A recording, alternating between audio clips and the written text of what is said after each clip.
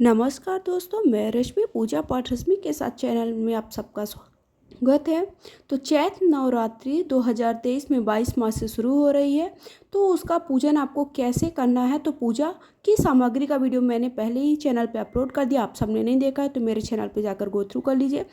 और अगर आप सबने देख लिया है तो अभी मैं पूजा की विधि बता रही हूँ कि आपको पूजन कैसे करना। तो सर्वप्रथम आपको कोई भी व्रत पूजन करना है, और खासकर आप नवरात्रि या माता दुर्गा माता का कोई भी व्रत पूजन कर रहे हो तो आपको साफ सफाई का विशेष ध्यान रखना है। तो घर को एक दिन पहले पूरा स्वच्छ कर लेना है, और जहाँ पर आप पूजन करने वाले हो, अगर मिट्टी का घर है तो गोबर से अच्छे से लीप पोत लीजिए, नहीं है तो आप अच्छे से पोछा फर्श है तो पोछ लीजिए। उसके बाद आपको वहाँ स्वच्छ करने के बाद थोड़ा सा गंगा जल डालने के बाद अष्टदल कमल, स्वस्तिक या फिर कोई भी रंगोली बना सकते हैं। उसके बाद एक पटा या चौकी ले लीजिए जिस पर आप माता रानी को भी विराजित करने वाले हैं। उस पर लाल या पीला या फिर गुलाबी कोई भी कपड़ा हो, लेकिन सफ़ेद या काला कपड़ा बिल्कुल भी आपको नहीं बिछाना है। उसके बाद थोड़ा सा अष्टदल कमल बना दीजिए। फिर अक्षत रखने के बाद माता की फ़ोटो या फिर मूर्ति या फिर आप उनकी कोई भी पोस्टर भी आप रख सकते हो, जो भी आपको मिल जाता है। उसके बाद आपको गणेश जी की मूर्ति रखनी है।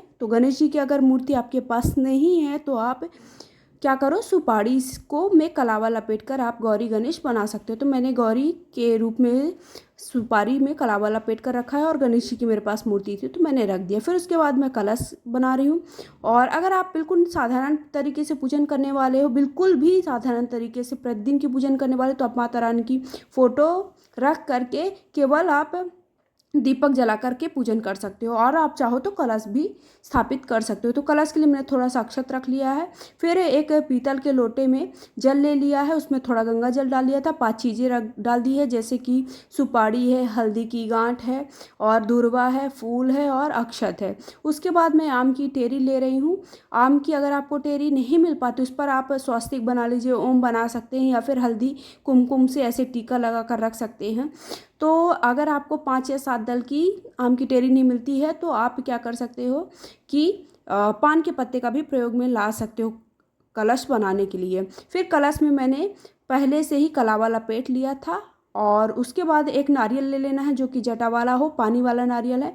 उस पर आप के पास अगर चुनरी है तो चुनरी लपेट लीजिए, नहीं है तो आप कलावा लपेट करके कलश स्थापित कर लीजिए। उसके बाद माता कि आप जो भी, जैसे आप दुर्गा चालीसा करना चाहते हैं, दुर्गा सप्तशती का पाठ करना चाहते हैं, तो वो आपकी पुस्तक रख लीजिए। उसके बाद आपको दीपक रख जला लेना है।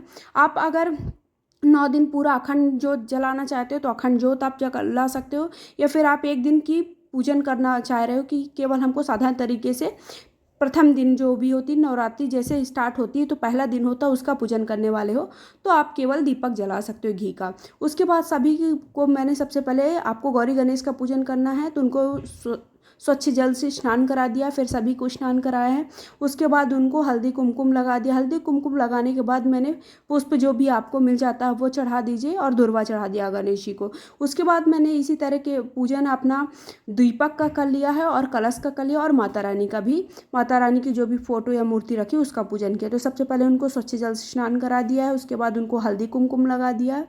उसके बाद जो भी आपके पास चुनरी है या फिर, तो माता रानी को चुनरी अवश्य चढ़ाएं, लाल कलर की चुनरी, या फिर आप के पास अगर साड़ी है तो आप साड़ी भी चढ़ा सकते हो, जितना आपको हो जाता है। उसके बाद कोई भी फूलों की माला हो तो माला चढ़ा दीजिए, नहीं है तो वो भी आपको, ऐसा नहीं है कि उसके बिना पूजन अधूरा है, वो भी आप रहने, मतलब जितना है उतना आप पूजन कर सकते हो। उसमें श्रद्धा होनी चाहिए, मन से आपको पूजन करना है, सबसे बड़ी बात ये है। तो आपको फूलों की माला अगर मिल जाती है तो फूलों की माला, बस इसी प्रकार मैंने कलश का पूजन कर दिया है। और माता रानी को अगर हो सके तो लाल कलर का गुलाब का या गुड़हल का फूल उन्हें अति प्रिय, लाल चीज़ें बहुत ही ज़्यादा माता रानी को प्रिय हैं, तो उनको लाल चीज़ें जरूर चढ़ाए, लाल कलर का कोई भी फूल मिल जाए। उसके बाद मैंने दक्षिणा चढ़ा दी है। ये दक्षिणा का आपको क्या करना है इसका वीडियो मैं बहुत ही जल्दी शेयर करूँगी। उसके बाद मैंने 2 गोमती चक्र और कमलगट्टे के बीज और कौड़ी चढ़ा दी है। आपके पास आपको एक एक मिल जाती है तो आप एक एक भी चढ़ा सकते हो। उसके बाद मैंने वस्त्र रूप स्वरूप में गणेश जी को कलावा, और इसी प्रकार दीपक जहाँ पर है। उसके बाद आपको थोड़ा सा गुलाल सारे भगवानों को चढ़ा देना है। माता रानी को जो चैत्र नवरात्रि आती है ना, उस पर गुलाल जरूर चढ़ाना चाहिए। उसके बाद मैंने एक पान ले लिया है, पान पर मैं ये पान का भोग लगाने वाली हूँ माता रानी को। तो एक मैंने लौंग ले ली है और इलायची ले ली है और पान ले ली है। ये आप ज़रूर माता रानी को भोग लगाएं। उसके बाद मैंने जो भी पूजन की आपको अगर श्रृंगार की सामग्री जितनी मिल जाए वो श्रृंगार की सामग्री चढ़ा दीजिए। तो एक श्रृंगार की सामग्री का मैंने पूरा पैकेट बना रखा है, वो मैंने पैकेट लेकर आई थी, उस पर सारी चीज़ें हैं तो वो मैंने चढ़ा दी। फिर उसके बाद जो भी आपको मौसमी फल मिल जाते हैं वो चढ़ा दीजिए। उसके बाद धूप दीप नैवेद्य ये सब चीज़ें होती हैं तो आप धूप चढ़ा दीजिए। और मैंने इत्र नहीं चढ़ाया, बट माता रानी को इत्र अवश्य चढ़ाएं। और उसके बाद जो भी आपने भोग स्वरूप में बनाया है तो माता रानी को भोग चढ़ाइए। तो मैंने भोग में हलवा पूड़ी का भोग लगाया था और अनार माता रानी को अति प्रिय हैं, तो अनार और केले और बतासे ये सारे का मैंने भोग बनाया था उनके लिए। तो ये मैंने भोग उनको चढ़ा दिया। फिर उसके बाद अभी मैं कर रही हूँ हवन। आप इस दिन हवन आप अगर फर्स्ट दिन व्रत रखते हैं तो व्रत रखने पर भी आप हवन करें, अगर नहीं रखते हैं तो केवल आप पूजन करते वक्त भी हवन अवश्य करें।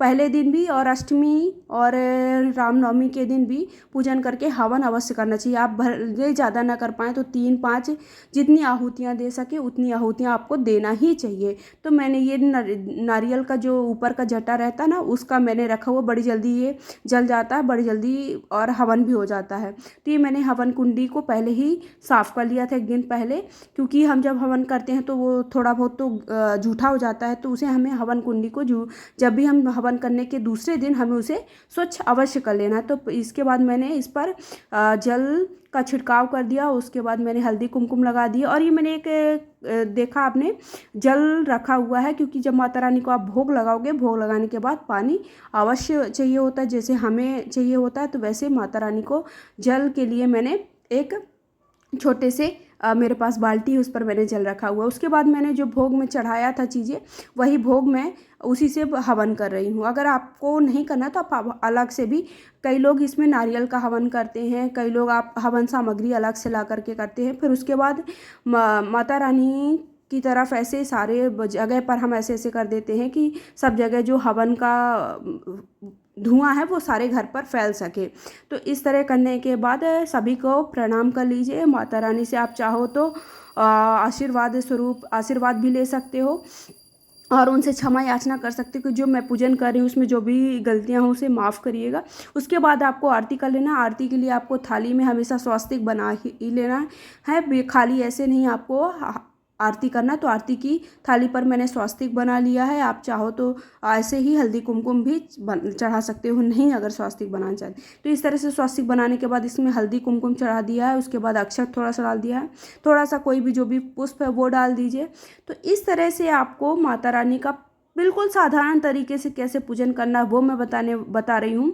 तो अगर अभी तक आपने मेरे वीडियो को लाइक नहीं किया तो फर्स्ट टाइम चैनल पे आए हैं तो चैनल को सब्सक्राइब करने के साथ साथ वीडियो को लाइक शेयर करिएगा और वीडियो कैसा लगा कमेंट करके ज़रूर बताइएगा। साथ ही साथ साथ वीडियो देखने के बाद जय माता दी ज़रूर लिखिएगा। और इस तरह से आप माता रानी की, आप चाहो तो दुर्गा चालीसा का पाठ करने वाले हो तो आपको आरती के पहले ही दुर्गा चालीसा का पाठ करना है, या फिर आप 9 दिन दुर्गा माता का पाठ करने वाले हो, दुर्गा चालीसा के अलावा दुर्गा सप्तशती का पाठ होता है तो वो भी आप प्रतिदिन पूजन ऐसे ही करते। आपको चौकी नहीं उठाना, इसी चौकी पर आपको पूजन करते रहना है।